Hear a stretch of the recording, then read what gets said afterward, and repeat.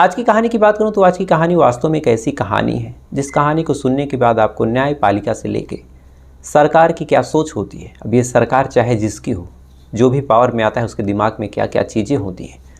हमारी आपकी ज़िंदगी, हमारी आपकी जो जीवन लीला है, ये सरकार के लिए कितनी कीमती है, ये तमाम चीज़ें आज आप इस कहानी में समझ जाएंगे। और इस कहानी का जो मेन मकसद है सुनाने का, वो भी शायद आपको आखिरी में समझ में आ जाएगा कि इस कहानी को सुनाने का मेन मकसद क्या था। तो अब सीधा सीधा आज की कहानी का रुख करते हैं। लेकिन इस कहानी को सीधा शुरू करने से पहले आपको इस कहानी से लगभग 1 हफ्ता पहले जाना होगा। साल 2002 का, महीना था फरवरी का। और साल 2002 में ये जो राम मंदिर का फैसला था ये आया नहीं था। दोनों ही पक्षों को लग रहा था कि जो फैसला है उनके ही हक में होगा। इसी वजह से चाहे हिंदूवादी जितने संगठन हो, चाहे मुस्लिमवादी चाहे जितने संगठन हो, दोनों किसी न किसी रूप से इस राम मंदिर अभियान से जुड़े हुए थे। अब ऐसे में एक हिंदूवादी संगठन है, आप लोगों में से लगभग सभी ने नाम सुना होगा, विश्व हिंदू परिषद।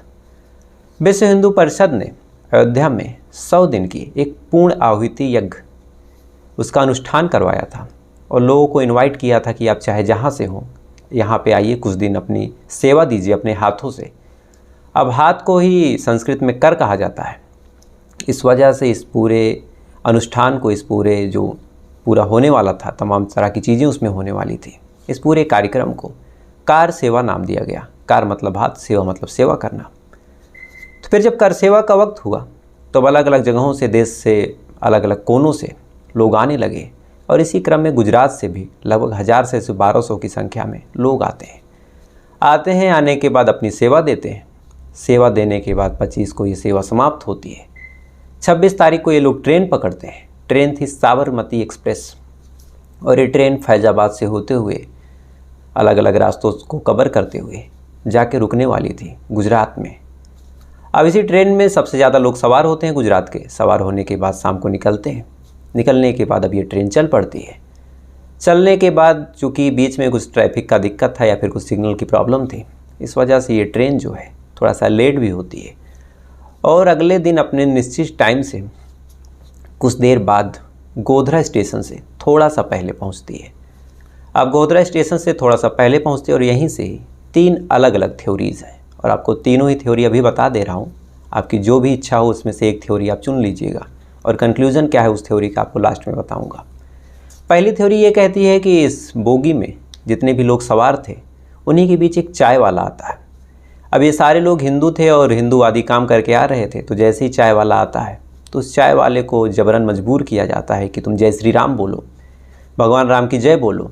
वो मना करता है। उसके बाद वाद विवाद शुरू हो जाता है। वाद विवाद धीरे धीरे आगे बढ़ता है और फाइनली इस बोगी में आग लगती है और 59 लोग जल के मर जाते हैं। पहली थ्योरी ये कहती है।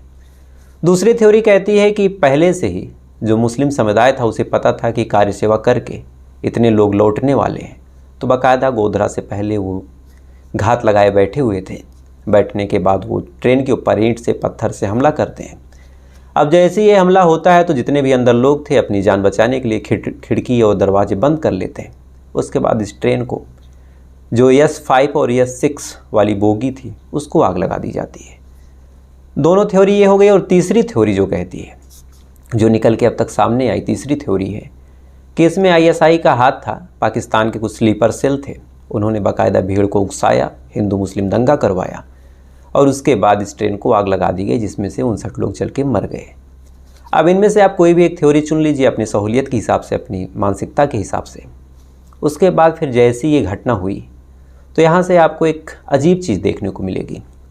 अब एक ट्रेन है, ट्रेन के अंदर 59 हिंदू जल के मर चुके हैं, जिसमें से कुछ औरतें थी, कुछ मासूम बच्चे थे, कुछ बुजुर्ग थे। मरने के बाद अभी तक किसी को कानो कान खबर नहीं कितना बड़ा हादसा हो गया। प्रशासन चाहता, पुलिस चाहती या फिर सरकार चाहती तो इस मामले को दबा सकती थी और कायदे से इतने लोग जब जल के मरे थे तो इनको हॉस्पिटल ले जाना चाहिए था। हॉस्पिटल ले जाने के बाद इन लाशों का पोस्टमार्टम होना चाहिए था। पोस्टमार्टम होने के बाद बॉडी या तो परिवार वालों के हवाले, लेकिन पहचान करना मुश्किल था, तो परिवार वालों के हवाले करने के बजाय किसी सामूहिक शमशान घाट पे इनका प्रशासन के नज़र में अंतिम संस्कार हो जाना चाहिए था, जो आमतौर पे होता है। लेकिन ये चीज़ें होती नहीं, चूँकि ये लोग कार्य सेवा करने गए थे, अयोध्या गए थे और इनको इनवाइट किया था विश्व हिंदू परिषद ने। तो विश्व हिंदू परिषद ने बाकायदा क्लेम किया कि ये लाशें उनके आदमियों की है, उनके लोगों की है, उनके अपनों की है, इसलिए ये जो लाशें हैं ये विश्व हिंदू परिषद को दे दी जाए। अब सरकार को यहाँ कायदे से सोचना चाहिए था, लेकिन ना सरकार इस पर कुछ सोचती है, ना ही प्रशासन इस पर कुछ सोचता है, और इन लाशों को बाकायदा विश्व हिंदू परिषद के हवाले कर दी जाती है। इसके बाद फिर अगले दिन विश्व हिंदू परिषद वाले इन लाशों को खुली गाड़ियों में लेके एक तरह से रैली निकालते हैं। अब जब ये रैली निकलती है और अलग अलग हिंदूवादी जगहों से जाती, जहाँ पे हिंदू ज़्यादा थे, तो उनके मन में गुस्सा आता। अब गुस्सा लोगों के मन में एक तरह से भर चुका था। ये जो लाशें थी एक तरह से आग में घी का काम भी कर रही थी। लोग इन लाशों को देख रहे थे, जय श्री राम के नारे लग रहे थे, तमाम तरह की चीज़ें हो रही थी। अब जैसे ही इतनी चीज़ हुई तो यहाँ से भी प्रशासन को कायदे से अलर्ट होना चाहिए था, लेकिन प्रशासन जब एक बार बात करती है सरकार से, तो अब तक जो इन्वेस्टिगेशन रिपोर्ट आई है उसके हिसाब से बता रहा हूँ कि सरकार उनको समझाती है कि ये देखो लोगों का गुस्सा है, 1-2 दिन में शांत हो जाएगा। अगर हम ज़्यादा सख्ती करेंगे तो हो सकता है इनका गुस्सा फूट जाए और बाद में हम लोगों को पछताना पड़ जाए। इसलिए जो पुलिस वाले थे, जो सरकार थे, कायदे से थोड़ा बहुत ढील देते हैं और देखते ही देखते दंगा जो है वो भड़क जाता है। अब दंगा भड़कता है, दंगा भड़कने में अभी तक लोग जिसको जान रहे थे उसी को मार पीट रहे थे। इधर कर्फ्यू भी लग गया, बाकायदा पुलिस भी अपनी कोशिश कर रही थी, लेकिन अब तक आपने पुलिस प्रशासन और सरकार की लापरवाही देखी।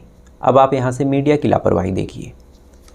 दरअसल जब ये दंगा भड़क गया तो मीडिया की जितनी टीमें थी, और अब तो इतनी रोक लग गई है कि आप ये चीज़ नहीं बोल सकते, आप ये नहीं कह सकते, लेकिन उस टाइम पे ऐसा कुछ था नहीं। तो मीडिया की जितनी टीमें थी मुस्लिम इलाकों में धड़ाधड़ जाती, जाने के बाद लाइव करती और लाइव करके बताती कि फला इलाके में आप देखिए यहाँ पे पुलिस की कोई भी व्यवस्था नहीं है, अभी दंगाई आ जाए तो इस इलाके को पूरा घेर के जला सकते हैं, यहाँ पे कोई पुलिस वाला नहीं है, दूर दूर तक पुलिस का कोई जवान नहीं है, कोई गाड़ी नहीं है, सुरक्षा का इंतजाम जीरो है। अब संजोग से जो दंगा वाले थे जैसे ही टीवी पे ये चीज़ें देखते तो फ़ौरन उस इलाके में बढ़ जाते। पहले से उनको पता होता कि यहाँ पुलिस नहीं लगी है, तो कायदे से हज़ारों घरों को जलवाने में तो मीडिया का ही हाथ था। मीडिया चिल्ला चिल्ला के अपनी टीआरपी के लिए बता रही थी कि इस इलाके में सुरक्षा नहीं है। तो जो दंगाई थे, जो इस तरह के काम को कर रहे थे, जो उग्रवादी थे, वो सीधा सीधा उन इलाकों में जाते। पुलिस प्रशासन पहले ही से नहीं था तो काम उनका आसान हो जाता। तो ऐसे ही अपडेट बढ़ती चली गई। 27 तारीख को ये सारी चीज़ें हुई थी, 28 से दंगा शुरू हो गया था। 1 मार्च साल 2002 1 मार्च साल 2002 को एक इलाका है बड़ौदा में, हनुमान टेकरी, और इसी हनुमान टेकरी में एक दुकान थी, एक आउटलेट था जिसका नाम था बेस्ट बेकरी। यहाँ पे बाकायदा समोसे और तमाम चीज़ें, कुछ केक वगैरह भी मिलते थे। इस दुकान के मालिक एक मुस्लिम थे, इनका नाम शेख करके था। तो कहीं से लोगों को भनक लग जाती है कि इस दुकान में कुछ मुस्लिम हैं जो शरण लिए हुए हैं। और उस टाइम तक सीन ये हो चुका था कि जितने भी मुस्लिम को, जितने भी हिंदू देख रहे थे, दौड़ा के मार रहे थे। सेम चीज़ें इधर से भी थी। तो पूरी तरह हिंदू मुस्लिम के मन में एक दूसरे के प्रति इस तरह से नफरत थी कि जहाँ जहाँ लोगों को खबर लग रही थी कि लोग यहाँ छुपे हुए हैं, यहाँ पे हैं, तो फ़ौरन वहाँ पे जाते थे, जो बन पाता था वो करते थे। और इसी क्रम में जब भनक लगी किसी मीडिया के ही माध्यम से कि जो बेस्ट बेकरी है उसमें कुछ मुस्लिम्स हैं, उन्होंने शरणागति ली हुई है, तो फ़ौरन दंगाई जो है भारी तादाद में पहुँचते हैं। भारी तादाद में पहुँचते हैं तो देखते हैं कि बेस्ट बेकरी जो है बंद है, तो फिर करें क्या। लेकिन इसी बीच छत पे उन्हें एक लड़की दिखाई देती है। लड़की बाकायदा हिजाब वगैरह पहनी हुई थी, और यहीं से पता चल जाता है कि ये जो दुकान है किसी मुस्लिम के है, अंदर जो है मुसलमान छुपे हुए हैं। फिर क्या था, उस दुकान को बाकायदा तोड़ा जाता है, तोड़ने के बाद लूटा जाता है, लूटने के बाद फिर आग लगा दी जाती है। आग लगाने के बाद फिर तमाम तरह की चीज़ें, उसके बाद फिर ये लोग वहाँ से हटते हैं। मौके पे पुलिस पहुँचती है, फायर ब्रिगेड पहुँचती है, आग को जैसे तैसे बुझाया जाता है, आग पे काबू पाया जाता है।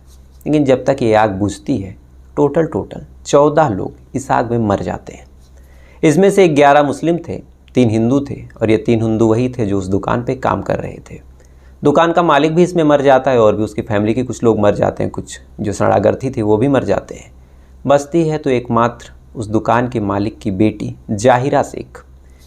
जाहिरा की उम्र महज 18 साल थी, और उसी को ही छत पे इन लोगों ने देखा था। उसके बाद उस घर के ऊपर अटैक किया था।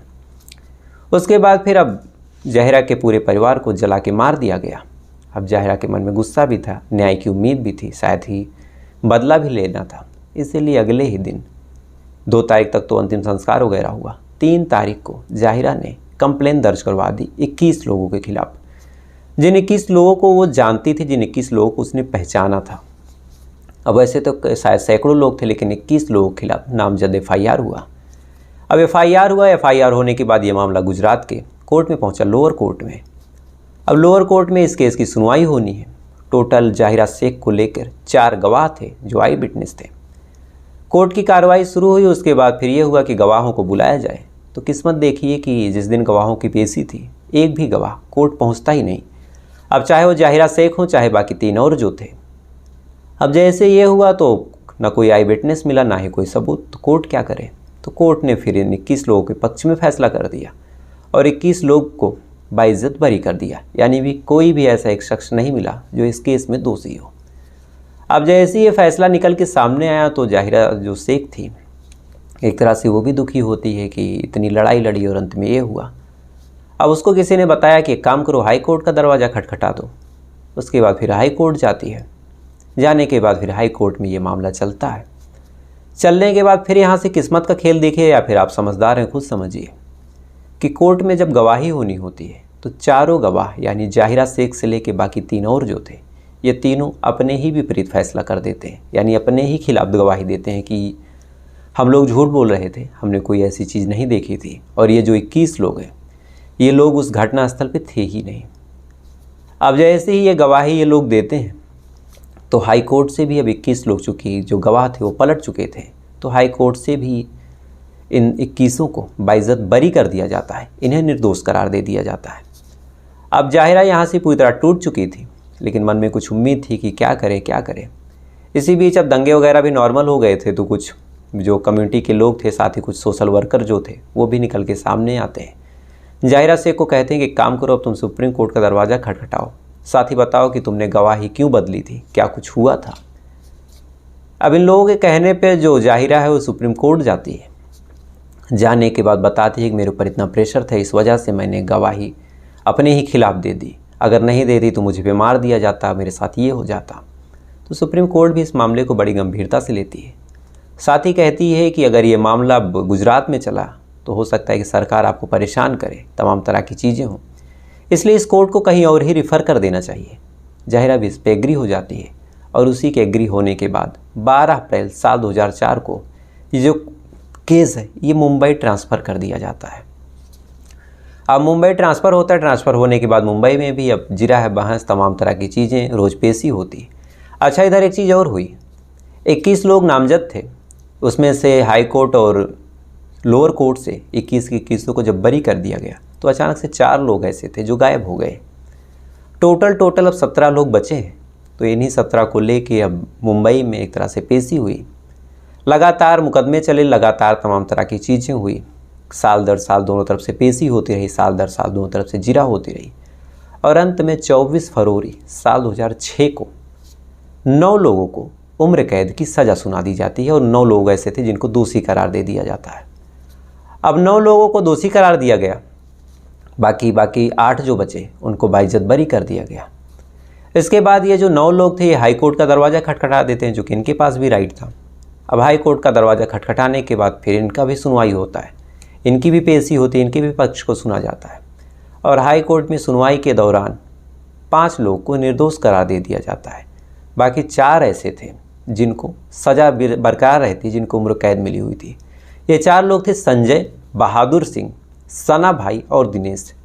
बाकी और जो लोग थे जैसे राजू बारिया थे, पंकज गोस्वामी थे, जगदीश राजपूत थे, सुरेश थे, शैलेश थे, इन तमाम लोगों को बाइज्जत बरी कर दिया गया था। बाकी टोटल अभी जो दोषी थे वो संजय, बहादुर सिंह, सना भाई और दिनेश, यानी टोटल नामजद FIR हुए 21। उसके बाद फिर अंत में घटते घटते ये आंकड़ा पहुंचा 9 से भी घट के ये आंकड़ा पहुंच चुका था 4। लेकिन कहानी के बीच में आपने ध्यान दिया होगा कि 4 लोग ऐसे थे जो गायब हो गए थे। तो संजोग से एक और ब्लास्ट होता है अजमेर में एक ब्लास्ट होता है। ब्लास्ट होने के बाद फिर उसकी जांच पड़ताल शुरू होती है और जांच पड़ताल शुरू होने के दौरान साल 2013 में 2 और लोग गिरफ्तार होते हैं, जिनका नाम था हर्षत रावजी भाई और भपत मणिलाल गोयल। अब ये दोनों लोग जैसे गिरफ्तार होते हैं, गिरफ्तार होने के बाद अजमेर ब्लास्ट की कहानी इनके ऊपर पूरी लगाई जाती है, पूरे चार्ज लगाए जाते हैं। लेकिन जैसे जब इनकी कुंडली खंगाली जाती है, साथ ही पास्ट रिकॉर्ड जब चेक किया जाता है, तो पता चलता है कि ये दोनों लोग तो ऐसे थे जो इस बेस्ट बेकरी कांड में भी नामजद थे, 2003 से ये फरार चल रहे हैं, तो फिर इनका क्या। तो जैसे ये चीज़ निकल के सामने आई तो इस मामले में भी इनको बताया गया कि उस मामले का जो दोषी है पकड़ लिया गया है। तो फिर साल 2013 से इस बेस्ट बेकरी कांड में इन दोनों के ऊपर भी केस चला। केस लगातार साल दर साल चलता रहा। साल 2013 में ये पकड़े गए, 14 में चला, 15 में चला, 16 में चला, 17 में चला और फाइनली साल 2023 में इस केस का फैसला आता है। और इस केस का फैसला आता है इन्हीं दोनों के पक्ष में, यानी हर्षद राव जी भाई और मफत मणिलाल गोयल। ये कहा जाता है कि ये जो गवाह थे, यानी इस केस में जितने भी लोगों ने गवाही दी है, बाकायदा उनका ब्रेन वॉश हुआ है, ये रटी रटाई बात बोल रहे हैं और कोई भी सबूत, कोई भी गवाह इन दोनों लोगों के खिलाफ इतने पर्याप्त नहीं है कि इन दोनों लोगों को दोषी करार दे दिया जाए। तो फिलहाल एक तरह से ये कहानी थी। और ये जो कहानी थी, मैंने कहा था शुरुआत में कि सरकार किस तरह से खेलती है। तो इस गोधरा कांड पे जो हुआ था, ये गुजरात दंगे, गोधरा कांड, उसी में बेस्ट बेकरी कांड भी एक कांड है। इस पे अलग अलग सरकारों ने अलग अलग कमेटी बैठाई जांच के लिए। पहली कमेटी बैठी नानावटी की, और नानावटी कमीशन जो था, नानावटी की जो वो रिपोर्ट आई, वो पूरी तरह बीजेपी के पक्ष में थी। और वही तमाम चीज़ें निकल के सामने आई जो बीजेपी के पॉलिटिशियन, बीजेपी के लीडर्स बाकायदा बोल रहे थे कि ऐसे ही हुआ है, वैसे ही हुआ है। और फाइनली जब जांच सबमिट हुई तो फिर बीजेपी के ही पक्ष में ये फैसला हुआ और तमाम वही रिपोर्ट सबमिट हुई जो बीजेपी की पॉलिटिशियन पहले से बोल रहे थे। अब जैसे ये चीज़ें हम सुनते हैं तो हमारे दिमाग में आता है कि बीजेपी ने ही इस देश को जलाया, लेकिन अभी दूसरा पक्ष सुनिए। अब जैसे ये सारी चीज़ें होती हैं तब तक बीजेपी की सरकार थी, लेकिन फिर अचानक से बीजेपी की सरकार पलटती है और केंद्र में कांग्रेस की सरकार आती है। जैसे ही कांग्रेस की सरकार आती है, फ़ौरन कांग्रेस भी इस मामले पे एक अलग जांच बैठाती है। और जैसे ही जांच बैठाती है तो कांग्रेस के जो नेता थे, जो कद्दावर नेता थे, पिछले 1 साल से जो इल्ज़ामात लगा रहे थे, मात्र कुछ ही दिन की जांच पड़ताल में उस कमीशन ने भी, उस जांच कमेटी ने भी फ़ौरन अपनी रिपोर्ट सबमिट की। और ये रिपोर्ट वही कह रही थी जो कांग्रेस के नेता कह रहे थे। यानी एक जो नानावटी वाली रिपोर्ट थी वो बीजेपी के फेवर में थी, एक दूसरी जो बैठी वो कांग्रेस की फेवर में हो गई। अलग अलग चीज़ों ने अलग अलग डॉक्यूमेंट्री बैठाई, अलग अलग लोगों ने इस पर रिसर्च किया, लेकिन तमाम तरह से ऐसा कई एग्जाम्पल मिलेगा आपको कि जिसने भी इस मामले में फेयर बात की, कई ऐसे लीडर्स थे, कई ऐसे बड़े पुलिस वाले ऑफिसर थे जिन्होंने फेयर बात इस मामले में की, तो अचानक से उनकी मौत हो जाती है। किसी का एक्सीडेंट हुआ है, किसी के साथ कुछ और हुआ है। कोई भी बात पब्लिक के सामने आने से पहले ही मिटा दी गई।